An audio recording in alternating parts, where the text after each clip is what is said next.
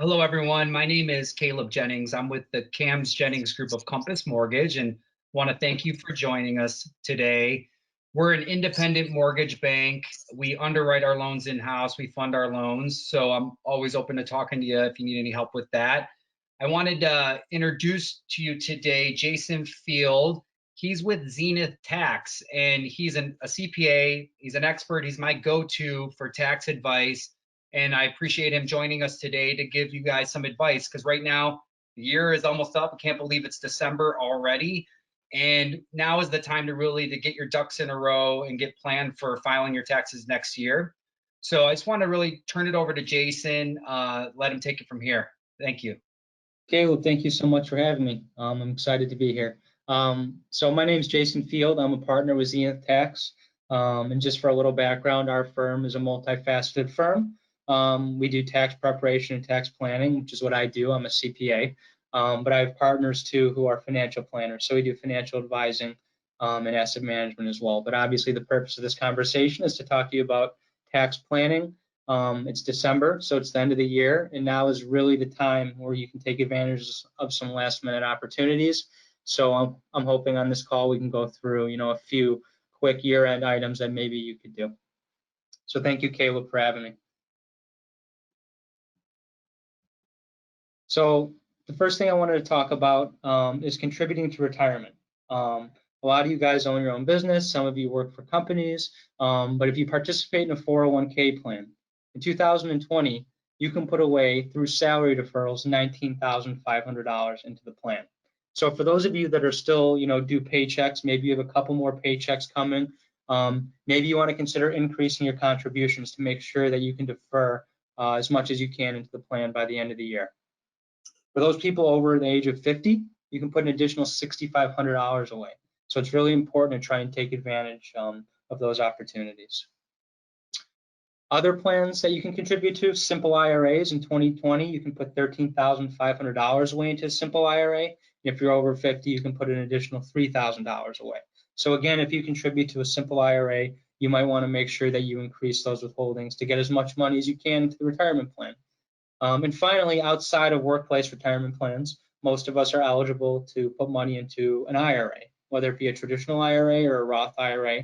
And in 2020, you can contribute up to $6,000 into that plan. And if you're over the age of 50, you can put an additional $1,000 away into the plan. So regardless of whether or not you have a 401k, a simple IRA, a SEP IRA, which also, can be funded, but doesn't need to be funded by December 31st, you can take advantage of putting money into an IRA. And finally, I mentioned earlier in the call, some of you guys are business owners, which is awesome. And one of the great things about owning your own business is that you get to set up a retirement plan that's suitable for you. W-2 employees don't get that opportunity. They have to participate in the plan that their company offers. But if you're a business owner and you own your own company, you can take advantage of a lot of different things. So that means setting up a plan that works for you. So it's important that you make sure that you're fully taking advantage of the plan that you have set up. Some of you probably don't have plans set up, and there's still time to do it, but you have to do it now. So why would you want to set up a plan right now before the end of the year? Because you want to make sure that you, one, put money away for retirement, which is absolutely important, but two, you get a tax deduction for putting that money away into your retirement plan. So it's something that you want to make sure you take advantage of, especially if you own your own company, because these plans can be designed for your benefit and to tailor your needs and goals. And finally, the last thing I want to talk about as far as contributing to retirement is maxing out your health savings account. So a lot of people don't know about health savings accounts. A lot of people have them, but they're offered through their company, but they don't participate because they don't know very much about it. So a health savings account is an account that allows you to put money in there before taxes. So it helps you reduce your tax liability. And you can use that money for qualified healthcare costs. So if you put money into your health savings account and the account grows, it grows tax deferred. And when you take the money out to use it for qualified healthcare costs, you don't have to pay taxes on it, which is awesome. One thing that people don't know, though, is that if you don't use the healthcare savings account, you may be young and healthy and think, hey, I don't really need that money. I'm not going to incur a lot of medical expenses. You will incur medical expenses when you're older, undoubtedly. And so if you put that money into the account while you're young, and you invest it and it grows aggressively, you may have a large sum of money to use when you're older to pay for some of your healthcare costs. Or two, if you never use the money for healthcare costs, this account is treated like a mini IRA. So it's just another bucket for you to save money for retirement. And without going into too much detail, some retirement plans require that when you turn 70 and a half, you're required to start drawing money from the account. There's good things and bad things about that, and that's a topic for a different presentation. But it's important to know that the money in the health savings account is not subject to those requirements. So you're never forced to take money out of the account. So those are my items as far as contributing to retirement goes. The next thing that I wanted to talk about is contributing to charity. So contributing to charity is obviously a great thing to do. And given what's going on in our world, it's more important now than ever, regardless of the tax benefit that you get. But contributing to charity is an easy thing to do and something that you can do before the end of the year. There are tons of options and tons of ways to give money to charity. You can give money directly to a charity. You can put money into what's called a donor advised fund. There's a number of different trusts that you can set up. There's other vehicles for which you can make charitable contributions. All of them have different benefits. They all have different pros and cons and costs. And depending on the taxpayer, one might make sense for someone, might not make sense for somebody else. But that's why it's important to sit down with a CPA and understand, what might be best for you. So some other things I wanted to say about donating to charity is that most people think when they donate, they're going to give their, clothes to Goodwill, or they're going to just make a contribution to a charity that they like. One thing you can consider doing is donating appreciated stock. So for those of you that have money in the market, presumably your portfolios have done pretty well this year, you may want to consider contributing that appreciated stock to a charity. And why would you want to do that? Well, if you sell that stock, presumably you're going to have a big gain, and you're going to have to pay taxes on that gain. So by contributing the stock, you're avoiding paying taxes on that gain. And the second benefit is you may have bought the stock for, for example, $100, and if it's worth $1,000, when you donate that stock, the deduction you get is $1,000 and not $100. So it allows you to avoid capital gains, which is pretty awesome, and then you get a deduction for the fair market value. So just something to consider. There's other ideas and other things people can consider around donating to charity, but just know that there's more options out there than simply just making a contribution. So as you know, there's been a lot of new legislation this year related to COVID, and President Trump signed into law the CARES Act, which has a number of tax implications. Hopefully you're aware of some of them. But there are two special rules as it relates to charitable contributions. In a typical year, one can donate up to 60% of their adjusted gross income. That's the limitation. So if you were to contribute more than 60%, you wouldn't get a deduction for that. That contribution would be carried forward. Given everything that's going on this year, the government is trying to entice people to donate to charity. And so now you can deduct up to 100% of your adjusted gross income. And for many of you, that could be a lot of money. It's probably not common that you're going to do that, but you should know that that option is available to you if you're feeling really charitably inclined. Secondly, and more importantly, and probably more applicable to a lot of people here, is that for those that typically don't itemize, you don't get a deduction for your charitable contributions. So that doesn't necessarily mean you shouldn't donate to charity, but there's just no tax benefit. But this year, under the CARES Act, you can now donate up to $300. And even if you don't itemize, you still get that $300 deduction.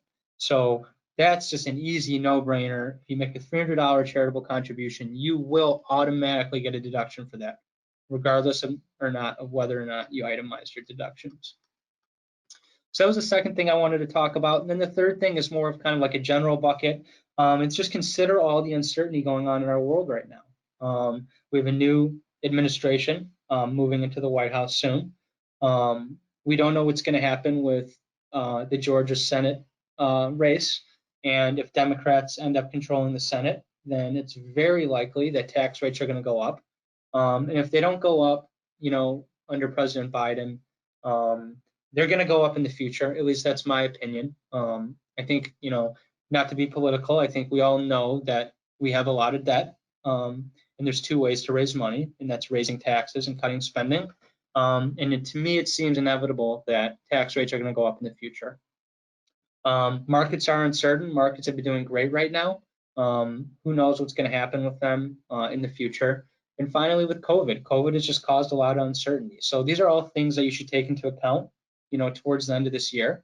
And so like I do and many others do, I believe tax rates are going to go up in the future. And it's very likely they're going to go up under the next administration. So you may want to consider selling some of your securities that have gains now instead of next year when tax rates are lower. So capital gains rates may go up in the near term and definitely in the long term. So you may want to consider selling a lot of your appreciated stock at lower rates today. For those of you, or those of you that at least know retirees, some of them are subject to what's called required minimum distributions. And that's what I was kind of alluding to before. When you turn 70 and a half, IRS requires that you take some money out of your retirement plan every year. You're required to. And so this year under the CARES Act, they said that you don't need to take your RMDs. And so for those people, and again, this might be some of your older relatives, for those people who they live their life off of their distributions from their retirement plans, if they're not taking any distributions this year because it's not required, their tax rate might be zero or it might be very low. So now might be a really good time to sell securities, because if you were to look at the tax tables, depending on what your income is, if your income's low enough, your tax rate on capital gains is 0%. So now could be a really good time, really good opportunity to sell some of that really appreciated stock and maybe pay no taxes on it. Another thing I'd recommend, and again, for people who aren't taking required minimum distributions, and also I'm sure a lot of you know people who have unfortunately been laid off from their jobs or aren't making as much money this year due to COVID, their incomes may be a lot less this year, which also means their tax rates are going to be a lot less. Now could be a really good time to consider doing what's called Roth conversions, which means moving money from a traditional IRA to a Roth IRA. Why you'd want money in a Roth IRA is, again, a different conversation. But when you move that money from a traditional IRA to a Roth IRA, typically you have to pay taxes on it. And if you are in a lower bracket this year or have no income, it might be a really opportune time to make Roth conversions, because the tax rates could be a lot lower for you. And finally, for those of you who, again, think tax rates might go up in the future, you may want to consider making taxable gifts. So there is an estate tax, and if tax rates go up and they change the tax law, the exemption from estate tax, which is around $11.4 million, could potentially go down. And so it might be a good opportunity now to start making taxable gifts to bring down the value of your estate, so that when you pass away, you end up paying less tax or hopefully no tax. So that was my last point around, considering all the uncertainty in the markets. And those are really like the three big topics that I wanted to hit during this discussion. Awesome. Thank you, Jason. So Jessica, we're going to open it up for questions. Yes, absolutely. So we have a few questions coming in. Jason, for you, could you talk a little bit about Form 8283? It looks like that's the non-cash charitable donation form. Someone was asking about that. Yeah, I don't know if the question was more specific, but certain contributions have to be reported on that form if they're over a certain threshold for non-cash charitable contributions. So typically when people donate more than $500, they'll report it on this form. And so that might be like your donation to Goodwill. So the form just will list out, where did you make your donation? What did you donate? What was its fair market value when you donated it? Because that's what you get a deduction for. So a lot of people think that if they bought their clothes for $10,000, they should get a deduction for $10,000, and that's not the case, because obviously you've worn the clothes and over time they're worth less, and so that's what you get the deduction for, and so you'd be required to report that on Form 8283. And one thing I want to add about charitable contributions is if you donate anything in excess of $5,000, you're required by the IRS to have an appraisal done. So just keep that in mind. Okay. Could you repeat the max contributions for the 401k and Yeah, IRAs yeah, again? yeah. So the max contribution in 2020 is $19,500. If you're over the age of 50, you can put in another $6,500. So I want to be clear that when I say 19,500, that's through salary deferrals. So for those of you who own your own business and you have what's maybe called a solo 401k, you can also do profit sharing contribution. So that means that the business can make a profit sharing contribution on your behalf to your retirement plan and get a deduction for it. That total between the 19,500 and the profit share is limited to $57,000. And do you foresee or expect these maximums to increase for 2021? No. So the IRS, they come out every year and say what the increases are going to be. And they've already said that for all of these accounts, 401k, simple IRAs, regular IRAs, so traditional and Roth IRAs, the contribution limits will be the same for 2021. Okay. What would a consultation look like with you, and how often do you typically meet with clients throughout the year? Yeah, I meet with clients all the time. So it's my goal not to be the guy you call every April when it's time for taxes. I pride myself on the relationships I have with my clients. So I meet with my clients as frequently as they want. And I like to be involved. I like to know, personal things about them, about their lives and their goals, because that way I can help them plan and make better long-term decisions. So the amount of time I meet with clients is really dependent on the relationship. What does a consultation look like? I know it's a lot harder to meet with people now, at least in person. Like I said earlier, my office is in River North, and so if comfortable, I will do in-person meetings. But otherwise, I'm happy to set up a Zoom meeting anytime or a phone call. So it really depends on what they're looking for. Okay. Let's see. As a first-time homeowner this year, wondering how my 2020 tax filing will look different than in the past. Yeah, so a lot of people think that in the year that they buy their house, they're going to get like this big deduction and, their taxes are just going to totally change. And unfortunately, that's not true. The only difference on your taxes this year will be that you'll probably be able to deduct mortgage interest depending on when you bought the house. Not sure how much it will be. As far as the real estate taxes go, we all know that in Illinois, real estate taxes are paid for in arrears. So when you closed on the property, if you look at the closing statement, you'll see that you were given a credit for property taxes that you might have paid in 2020 when you didn't live in the house. So you wouldn't get to deduct those taxes on your tax return for 2020. So next year in 2021, when you pay property taxes that you weren't given a credit for, you'll be able to deduct those. So that might impact your tax return. But generally speaking, a lot of people think that in the year that they buy their house, there's going to be some major change to the return, and that's not usually the case. But depending on what the mortgage interest is, it could affect your tax return. And then also, Illinois gives a small property tax credit, again, in the year that you paid the taxes. So next year, you'd get a little credit on your Illinois tax return, assuming you lived in Illinois. Okay. It looks like those are all of the questions that have come in right now. Caleb, I don't know if you want to pop in and say anything else.